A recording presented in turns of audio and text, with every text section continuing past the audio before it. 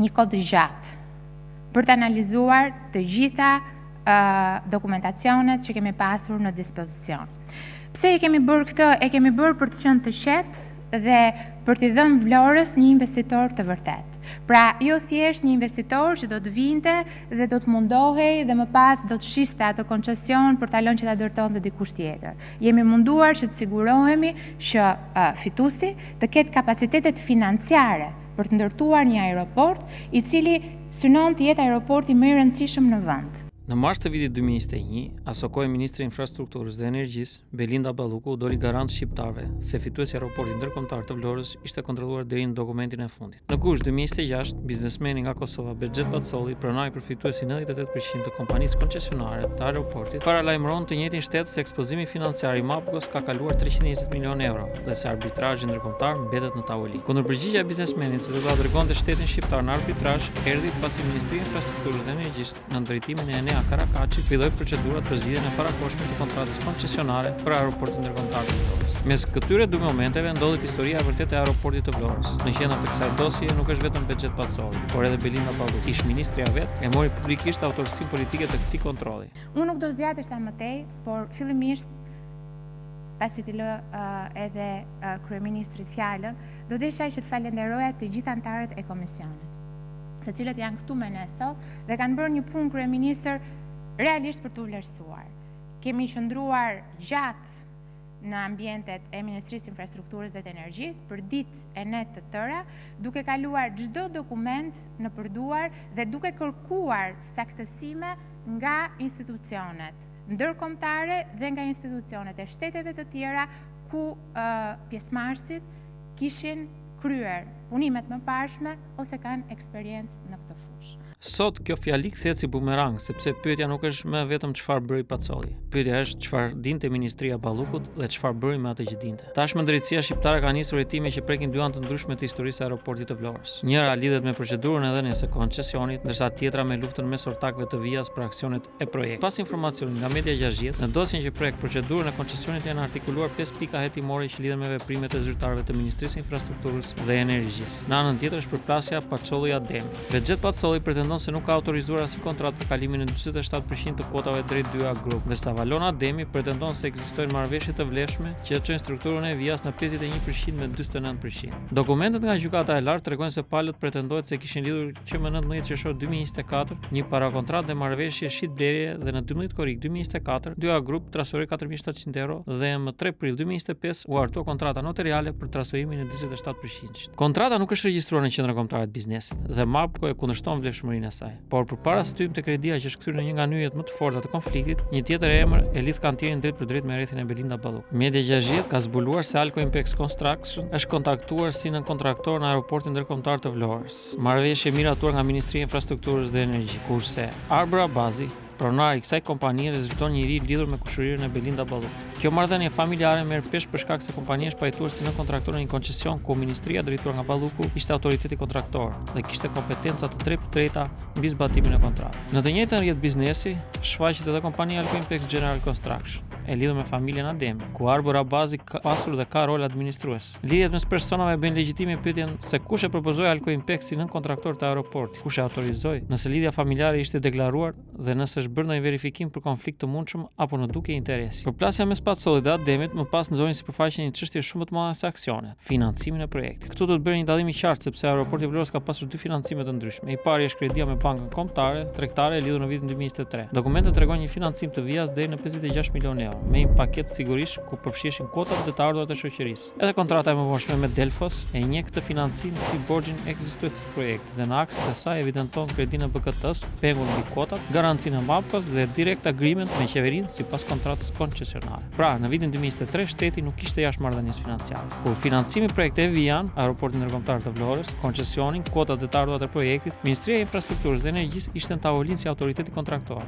Kjo ka ndodhur në drejtimin e ish-ministres Belinda Balluku. 2 vjet më vonë, më 26 mars 2025, shfaqet një marrëveshje tjetër shumë më e madhe. Mapco Construction SA lidhi një kontratë financimi me Delfos Securities SARL Compartment Berlin. Kontrata Mapco Delfos është publikuar nga laboratori i raportimit investigativ. Media 60 ka analizuar dokumentin dhe ka krahasuar të me dosjen gjyqësore, shqiptare dhe qendrimet e palëve. Kontrata zgjidh menjëherë edhe debatin për shifrën 97 milionë euro. Në faqen e parë dokumenti titullohet Euro 100 milion Facility Agreement, ndërsa më tej Commitment përcaktohet si 97% e shumës nominale, pra 97 milionë euro. Kjo do të thotë se 100 milionë euro është shuma nominale e strukturës financiare, ndërsa angazhimi parashikuar i Huadhensit ishte 97 milionë euro. Huamars në marrëveshjen e 26 marsit ishte Mapco Construction SA dhe Huadhenës Delfos Security SAR përmes Compartment Bernina. Mapco rezulton e përfaqësuar nga Emin Pacolli, ndërsa në vetë kontratën Becet Pacolli identifikohet si Karen Tubo, pronar përfitues aktual i Mapcos. Ky dokument ndryshon ndjeshëm mënyrën se si duhet lexuar konflikti midis palëve. Mapco ka argumentuar se kontrata ishte financimi i saj dhe jo një kredi e marrë nga Via, pra nga aeroporti i Vlorës. Valon Ademi dhe Via përkundrazi kanë pretenduar në gjykatë se marrëveshja shkonte shumë më larg se një hua private e aksionerit dhe synonte të prekte drejt për drejt kompaninë koncesionare, të ardhurat dhe politikat financiare të saj. Kontrata tregon se dyja palët kapin nga një pjesë të realitetit. Në 26 mars, Huamars ishte juridikisht Mapco, por qëllimi i përcaktuar financimit lidhej drejt për drejt me Via. Parat parashikohej të përdoren për të futur kapital në kompaninë aeroportit për nevojat e saj të përgjithshme dhe për projektin, përfshirë përfundimin e ndërtimit dhe operimin e aeroportit ndërkombëtar të Vlorës. Por po aq e vështirë është të thuhet se kredia nuk kishte lidhje me aeroportin ndërkombëtar të Vlorës. Vetë kontrata i destinonte parat për projektin e Vias. Madje dokumenti shkonte edhe më tej. Mapco merrte përsipër që Via të hynte më vonë në strukturën e financimit si additional borrower. Huamars shtesë. Ky aderim duhet të ndodhte pas përfundimit të projektit, por jo automatikisht. Një nga kushtet ishte që kredia ekzistuese BKT-s prej 56 milionë eurosh dhe çliruar plotësisht. Pa që rëndësishme, përpara aderimit të Vias, duhet të paraqiteshin miratimet dhe pëlqimet qeveritare apo koncesionare që kërkoheshin për një financim të kësaj madhësie. Këtu çështja kthehet drejt për drejt te Ministria e Ballukut. Nëse në vitin 2023 Mie kishte qenë pjesë arkitekturës një kredi 56 milionë euro, si ishte konceptuar në mars 2025 një financim nominal 100 milionë euro i destinuar për të rifinancuar kredinë e vjetër dhe për të futur më pas Vian si Huamarse, pa qenë e qartë nëse ministria ishte njoftuar. Vetë kontrata e Delfos e një Ministrinë e Infrastrukturës dhe Energjisë si Contracting Authority dhe lidh edhe përfundimin e projektit me dokumentacionin që rrjedh nga kontrata koncesionare. Kjo nuk provon se Mie duhet firmoste kontratën private mes Mapcos dhe DEP që në 26 mars, por provon se palët e financimit e dinin se në momentin kur Via do të përfshihej, miratimet që kërkonte shteti dhe koncesioni nuk mund ta anashkalohesh. Pikërisht këtu kontrata duhet vendosur përballë pretendimit të ADEM. Në gjykatë, Via dhe 2A Group kanë pretenduar se financimi krijonte detyrime shumë më të rënda se kredia BKT-s dhe jepte Huadhensit të drejta për të informuar për ndryshimin e statutit, administratorëve, ristrukturimin dhe deri për informacion konfidenciale që Via i dërgonte Mies, pra Ministrisë së Infrastrukturës dhe Energjisë. Megjithatë, kontrata tregon se shqetësimi për kontrollin financiar nuk ishte i dal nga hiç. Nëse Via do ta aderonte, modeli Via Side Letter i bashkangjitur kontratës vendoste kufizime mbi borxhin, garancitë, krijimin e barëve dhe ndryshimin e dokumenteve të projektit. Të ardhurat e aeroportit, kontributet e kapitalit, kreditë që hynin në Via dhe të ardhurat e tjera do të kanalizoheshin në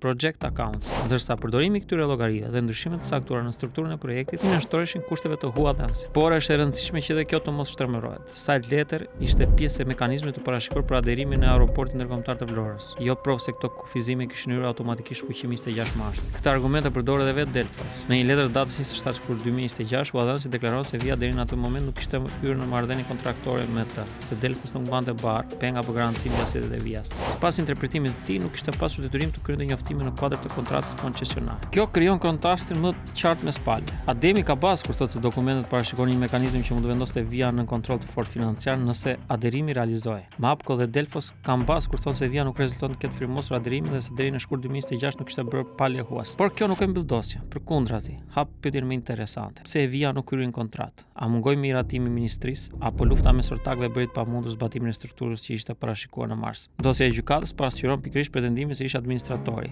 Valon Luka, kishte refuzuar aplikimin e marrëveshjes së Vias dhe se ky refuzim kishte qenë një nga shkaqet e konfliktit me MAP. Por kronologjia e kontratës ngre pyetje edhe më të forta. 26 mars 2025 lidhet marrëveshja e Delfos. Vetëm 8 ditë më vonë, më 3 prill, hartohet kontrata notariale pretenduar për kalimin e 47% të kotave. Pacolli deklaron se Mapco mori dini për tak vetëm në 19 gusht 2025, ndërsa letra e Delfos zbulon se vetëm 5 ditë më vonë, 24 gusht 2025, marrëveshja e financimit u ndryshua me një amendament dhe se financimi u disbursua gjatë muajit shtator. Por pyetjet janë të pashmakshme. Çfarë ndryshoi në kontratë 5 ditë pasi Mapco thotë se zbuloi pretendimin e ADM mbi 47%? A ishte Delfos në dijeni të konfliktit pronësisë? A u njoftua ministria për ndryshimin e kontratës dhe për disbursimin e parave në shtator? Në fakt, nga të gjitha deklaratat mediatike, përfaqësuesi Valon Ademi ka lënë të nënkuptohet se ai nuk ka marrë pagesa nga Becet Pacolli për punimet që ka kryer. Madje po të shikojmë me vëmendje datat, supozohet që në shtator 2025 ka filluar disbursimi. Dhe pikërisht, kjo është një ndër arsyet që mund të ketë sjellë përplasje. Por nëse kishte detyrime Pacolli, pse nuk do t'i shlyente? Kjo është tjetër pyetje që ka nevojë për përgjigje. Kështu përplasen 3 versione. Pacolli thotë se u përball me një skemë për të marrë aksionet, Ademi thotë se kishte marrëveshje për 47% të aksioneve dhe se financimi rrezikonte Via. Delfos thotë se kredia ishte e vlefshme. Via nuk ishte palë dhe se fondet u disbursuan në shtator 2025. Teksa dokumenti kontratës tregon se paratë ishin destinuar për vetë projektin e aeroportit dhe se mekanizmi financiar ishte projektuar për të përfshirë vija në një fazë të dytë. Në këtë rast, përgjegjësia kalon nga konflikti privat tek qeveria shqiptare. Në shtator 2025 në dosje figuron një shkresë e BKT-s. Në tetor dhe nëntor konflikti ishte futur në gjykata, ndërsa më 12 shkurt 2026 ministria kishte depozituar tashmë mbrojtjen e saj në proces. Mes provave të administruara gjenden edhe shkresat e Delfosit dhe dokumentacioni mbi financim. Gjykata e lartë trajton mijen si autoritetin publik që ka kompetencat posaçme mbi koncesionin. Kur konflikti ortakëve prek zbatimin e detyrimeve dhe interesin publik. Kjo është arsye pse përgjegjësia historisë nuk mund të lihet vetëm Pacolli dhe Adem. Nëse MAPCO i fsheu financimin Ministrisë Infrastrukturës, kjo ngrej një problem serioz për marrëdhënien e koncesionarit me shtetin. Nëse ministria mësoi dhe nuk ushtroi kompetencat, problemi kalon te mënyra se si Balluku kontrolloi një aset strategjik delikat. Në të njëjtën datë me kontratën e Delfosit shfaqet edhe një tjetër dokument që kërkon zbardhje. Në listën e provave të administruara nga gjykata e lartë figuron opinioni ligjor BDO 26/3/2025, si dhe një shkresë tjetër e BDO-s e datës 8 prill 2026. Gjykata nuk jep përmbajtjen e opinionit, nuk tregon klientin që porositet as çështje konkrete për cilën është hartuar. Por kontrata e UAS parashikon në kushtet paraprake dhe opinioni ligjore për transaksionin dhe në rast të aderimit të vijas, dokumentacion juridik shtesë për kompaninë shqiptare. Pikërisht për këtë arsye duhet sqarohet se kush e porositi opinionin e BDO-s të 26 marsit, çfarë analizonte nëse trajtonte vijan, koncesionin apo nevojën për miratime shtetërore dhe kujt ju dorëzua. Këtu hyn në skenë edhe ministri i Financave, Petrit Male. Biografia zyrtare e ministrisë së Financave konfirmon se Male ka qenë drejtor ekzekutiv i BDO Albania përpara se të kalonte në funksione publike dhe se mban detyrën e ministrit të Financave prej korrikut 2024. Sipas verifikimeve të media 60, babai i ministrit Malaj rezultonte me aksioner në BDO Albania, edhe pasi i biri mori detyrën në qeveri. Kjo ngre një pyetje të qartë për konfliktin e mundshëm të interesit. A është deklaruar marrëdhënia dhe është përjashtuar ministri nga çdo vendimarrje apo komunikim institucional që mund të lidhej me BDO-n dhe financimin e aeroportit? Ndërkohë, Bexhet Pacolli ka çuar tashmë konfliktin në një nivel tjetër. Në gusht 2026 ai deklaroi se MAPCO ka një ekspozim prej mbi 320 milionë euro në investime, financime dhe garanci dhe paralajmëroi se arbitrazhi ndërkombëtar mbetet opsioni fund. Kjo shifër nuk duhet paraqitur si kosto fizike e aeroportit, sepse vetë Pacolli përshkruan si ekspozim të përgjithshëm financiar. Por mbetet një diferencë jashtëzakonshme me ofertën për 104.31 milionë euro dhe kërkon një zbërthim të plotë. Sa janë punime, sa janë kredi, sa garanci, sa detyrime dhe sa është ekspozimi i mundshëm i MAPCO. Pikërisht këtu kthehemi te tendi që Balluku garantonte publikisht se ishte kontrolluar në çdo dokument. Kriteret e garës ndryshojnë gjatë procedurës. Pragu i përvojës në aeroporte me mbi 10 milion pasagerë ul në 2 milion. Periudhat e eksperiencës u zgjeruan dhe kërkesa për 2 kulla kontrolli u reduktuan në 1. Ministria argumentoi këtë me nevojën për të nxitur konkurrencën pas pandemisë. Por në përfundim, Alde Corporation Limited nuk paraqiti një ofertë plotë dhe oferta reale mbeti ajo e bashkimit MAPCO YDA 2A Group. Por Alde Corporation Limited nuk do ta lindte me kaq çështjen, por do ta denonconte pak Belinda Balluku. YDA kishte rëndësi sepse sillte një pjesë të përvojës aeroportuale të konsorciumit. Megjithatë, në shtator 2022 ajo ja shiti të gjitha 20% MAPCO dhe në fund të dhjetorit transferimi u regjistruar në Qendrën Kombëtare të Biznesit. MAPCO u bë zotëruese formale 98% të vijas, strukturë që vazhdon të figurojë edhe sot pavarësisht konfliktit për 47%. Gjykata e lartë evidenton se shitjen e YDA-s ashtu edhe faktin se kontrata pretendore e vitit 2025 nuk është regjistruar në QKB. Por financimi ndërkombëtar hap edhe pyetjen se kush qëndron në fund të zinxhirit të parave. Delfos Security SARL nuk është një bankë tradicionale, por një shoqëri financiare luksemburgase e krijuar në vitin 2024, vetëm pak më përpara marrëveshjes me MAPCO. Me kapital formal 12.000 euro dhe me aksioner formal Fondacioni Delfos. Fondacioni e regjistruar në Malta. Kjo nuk do të thotë se Delfos duhet i kishte edhe 7 milionë euro në kapitalin e vet. Struktura funksionon duke emetuar instrumente financiare dhe duke mbledhur kapital nga investitorë. Pyetja kryesore është kush janë mbajtësit dhe financuesit përfundimtar të Compartment Bernina. Në letrën e 27 shkurt 2026, Delfos deklaron se kredi është financuar përmes emetimit të letrave të borxhit që pastrohen përmes Euroclear. Delfos thotë se vlerësit ndodhen në Bashkimin Evropian ose Shtetet e Bashkuara të Amerikës, por nuk identifikon për arsye konfidencialitet. Kompania mohon gjithashtu që paratë kanë origjinë ose lidhje me Federatën Ruse, kompani ruse apo subjekte të sankcionuar. Një pjesë e investitorëve megjithatë mund të shihen në dokumentet publike. Raporti i fundit amerikan GMO Emerging Country Debt Fund tregon se më 31 maj 2026 fondi mande 15.9 milionë euro nominale në Delfos Security SARL Compartment Bernina, me vlerë tregu rreth 18.2 milionë dollar. Instrumenti është klasifikuar në portofol nën Shqipërinë. I njëjti fond ka edhe instrumente të veçanta ruse përfshir bonot Federatës Ruse dhe detyrimet të tjera, të cilat raportohen veçmas nën Russia. Kjo nuk provon lidhje ruse me Berninën. Prandaj pista ruse mbetet pikërisht ajo, një pistë për verifikim. Pacolli e ka mohuar publikisht një lidhje të tillë, ndërsa Delfos e mohon me shkrim. Një tjetër mbajtës institucional i letrave të Berninës rezulton një fond SE Institutional International Trust.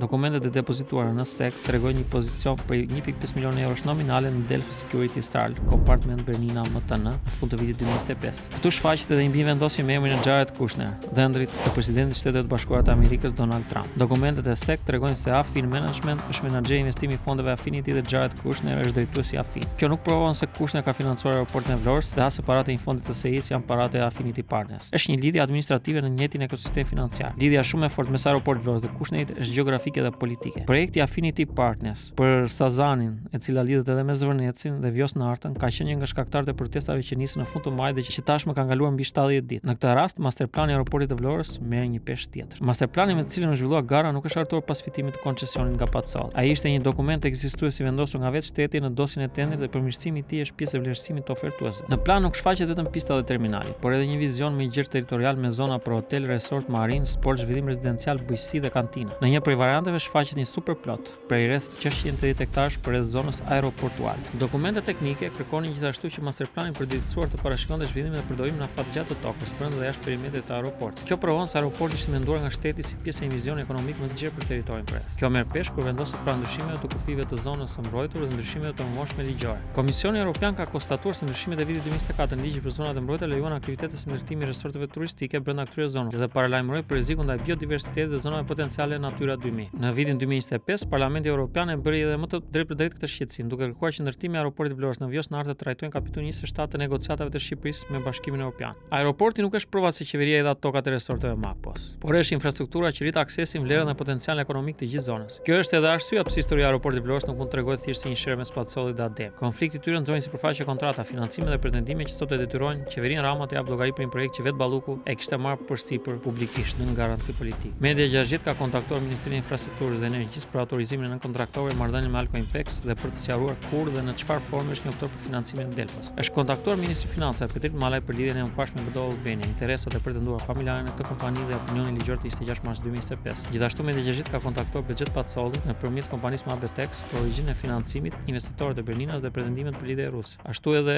ortakun e vet me të cilin është në konflikt Valona Ademi për 47% e kuotave, kundërshtimin ndaj financimit dhe marrëdhëniet me kompanitë e kantieri. Deri në publikimin e këtij materiali asnjëra nga palët nuk është prononcuar për Media 60. Dhe ka një arsye sepse institucionet e shtë. SPAK po heton procedurat e tenderit dhe nuk dihet se sa mund të zgjerohet rrethi, deri ku mund të arrijë dhe deklaratat nga tyja palët lënë të kuptojnë se jo vetëm procedura ka dyshime për favorizime, por edhe zbatimi i kontratës ka mbështetje politike. Për të mbështetur këtë tezë, mjafton të shohim datën e lejes së ndërtimit dhe datën e fillimit të punimeve. Pra, zyrtarisht punimet për një infrastrukturë kritike strategjike kanë filluar pa marrë lejen e ndërtimit nga Këshilli Kombëtar i Territorit, duke shkelur ligjin dhe standardet e sigurisë. Ajo që ende nuk dimë është çfarë dinte Ministria e Ballukut, kur e mësoi dhe pse mekanizmat e kontrollit u aktivizuan vetëm pasi lufta mes ortakëve kishte hyrë në gjykata, prokurori dhe kishte bllokuar një projekt që shteti e kishte shpallur strategjik. Pista më interesante nuk është ajo ku duhet të ulen avion, është pista e parave, vendimeve dhe përgjegjësive, që nisi nga zyra e Belinda Ballukut dhe përfundojnë te financimi i Pacollit dhe zyra e Valona Ademit.